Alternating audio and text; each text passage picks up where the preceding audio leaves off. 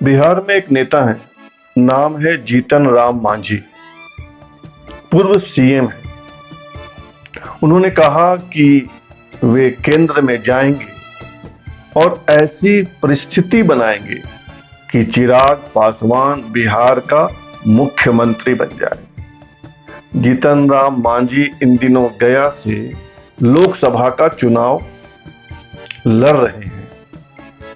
जीतन राम मांझी ने ऐसा क्यों कहा, इसको हल्के में मत लीजिए। इसके पीछे राज है, इसके पीछे खेला है, खेला हुए। मैं आपको सारी कहानी बताता हूं, सारा प्लान बताता हूं, और यह नहीं कहूंगा कि आप मेरे साथ बने रहिए। सुनना है तो सुन लीजिए, नहीं तो निकल लीजिए। लेकिन बात है पते की, गेम है, गेम प्लान है। जीतन राम मांझी ने ऐसा इसलिए कहा है कि इसके पीछे भारतीय जनता पार्टी की एक योजना है, एक प्लानिंग है। अगर नई पीढ़ी की बात करें, जो युवा 40 के नीचे वाले, 40-45 तक जो राजनीति में सक्रिय हैं, एक्टिव हैं, उनमें 4 ऐसे लोग हैं जो क्राउड पुलर हैं, भीड़ को अपनी ओर खींचते हैं। लोग उनकी बातें सुनना पसंद कर रहे हैं।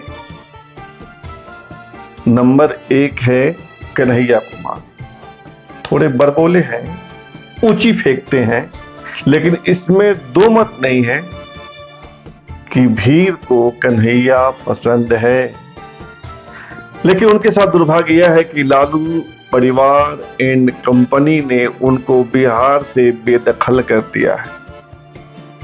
उनको बिहार से चुनाव लड़ने की इजाजत ही नहीं मिली।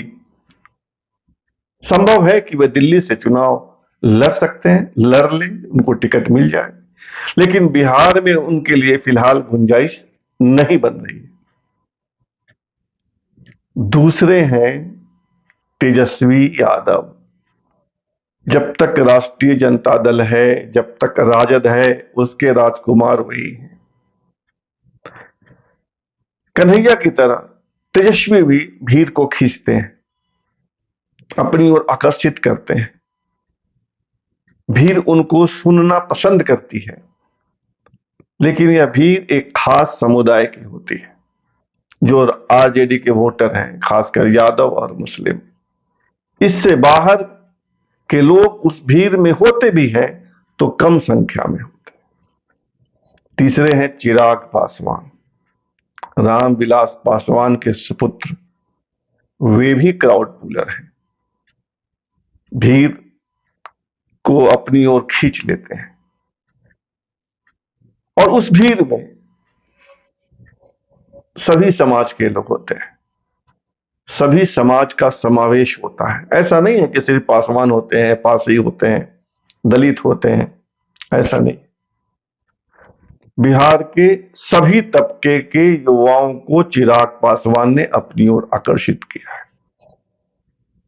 और चौथे हैं सम्राट चौधरी, जो इन दिनों बीजेपी के स्टेट प्रेसिडेंट हैं। उनको भी लोग सुन रहे हैं। तो ये 4 लीडर बिहार के लीडर बनने वाले हैं। यानी आगे 2-4 वर्षों के बाद बिहार की बागडोर इन्हीं 4 में से किसी के पास होगी। चिराग के साथ अच्छी बात क्या है कि वे सबको साथ लेकर चलने की क्षमता रखते हैं। उनमें एक कैपेसिटी है कि सबको जोड़ सके। जब रामविलास पासवान का निधन हुआ तो उन्होंने यह स्लोगन नहीं दिया कि दुनिया के पासवानों एक हो जाओ, दुनिया के दलित एक हो जाओ। उन्होंने कहा बिहार फर्स्ट, बिहारी फर्स्ट।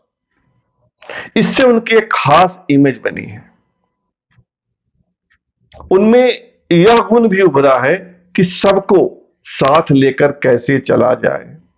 सर्व समावेशी, जो बीजेपी भी कहती है कि वे सर्व समावेशी पॉलिटिक्स करते हैं, सबको साथ जोड़कर चलने की कवायद।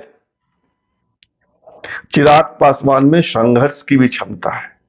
जब उनके चाचू यानी उनके चाचा पशुपति पारस 5 में से 4 सांसद को लेकर अलग हो गए, चिराग अकेले बच गए, तब भी उन्होंने संघर्ष किया, बिहार जाते रहे, लोगों को जोड़ते रहे और इसका परिणाम भी दिखा।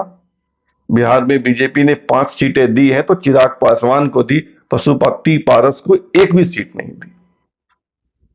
चिराग पासवान मीठा बोलते हैं, बड़बोले नहीं हैं, राजनीति की तिक्रम को समझते हैं, राजनीति के जोर घटाव गुना भाग को समझते हैं। इसलिए बीजेपी ने एक लंबा गेम खेला है। ये बहुत कम लोगों को यह जानकारी है।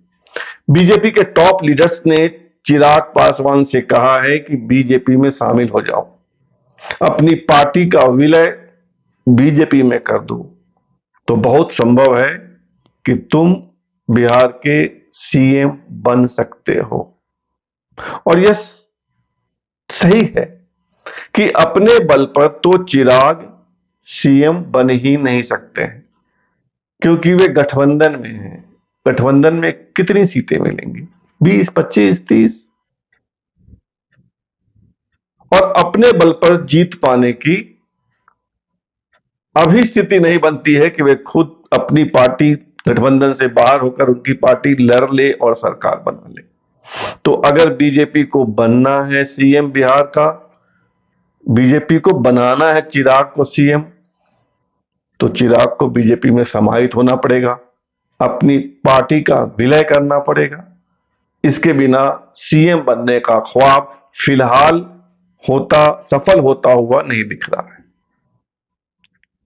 मुझे लोगों ने बताया है कि चिराग ने समय मांगा है कि सोचने का समय दीजिए।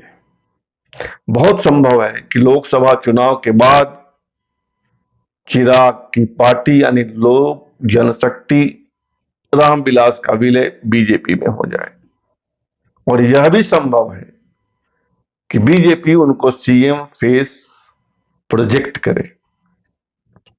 अब आइए जीतन राम मांझी की बात पर कि वे केंद्र में जाकर ऐसी परिस्थिति खड़ा करेंगे कि चिराग पासवान बिहार का सीएम बने। जीतन राम मांझी की बातों को बहुत गंभीरता से लोग नहीं लेते हैं, लेकिन यह बात गंभीरता से लेने योग्य है। बिहार में बहुत बड़ा खेल होने वाला है। अगर चिराग ने बीजेपी की बात मान ली तो वे बिहार के अगले सीएम हो सकते हैं। अब पता नहीं यह सुनने के बाद सम्राट चौधरी पर क्या गुजरेगी या जो एक और डिप्टी सीएम है उन पर क्या गुजरेगी, लेकिन यह संभव है, बहुत संभव है। अब आपने सुन लिया है पूरी बात, तो इस पर आप भी विचार कीजिए और बताइए